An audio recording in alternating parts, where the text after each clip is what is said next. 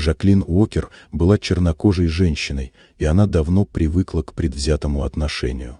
Как успешный адвокат, она знала, что мир не всегда справедлив, но это никогда не останавливало ее. После очередного выигранного громкого дела она решила сделать себе подарок — новую машину.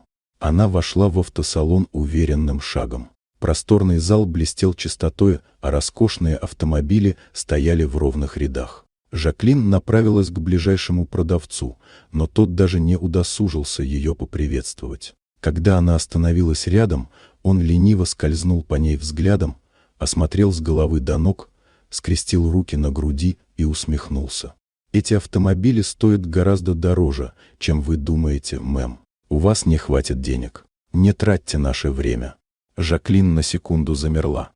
Ее лицо оставалось спокойным, но внутри закипала ярость. Она прекрасно понимала, что причина отказа не в ее финансовых возможностях, а в ее внешности. В автосалоне никого не смущала цена машин, когда приходили другие клиенты, но для нее, для черной женщины, они вдруг становились слишком дорогими.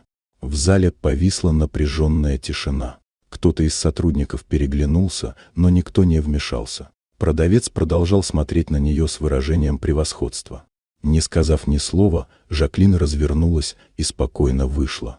На следующий день она вернулась. Но на этот раз она была не одна. С ней был ее муж.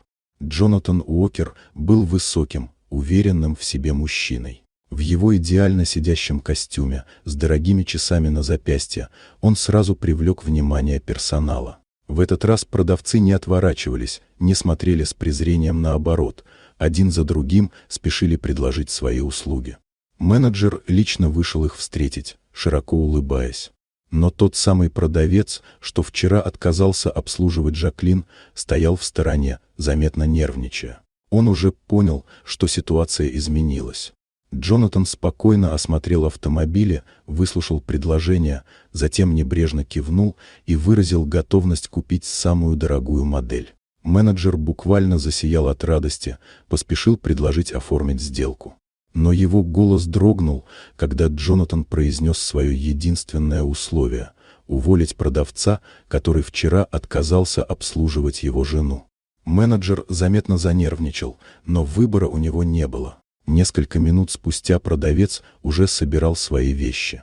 Когда Жаклин и Джонатан уезжали из автосалона на сверкающем новеньком автомобиле, солнце отражалось в зеркальной поверхности капота. Жаклин взглянула на мужа, слегка улыбнулась и, откинувшись на спинку сиденья, позволила себе расслабиться.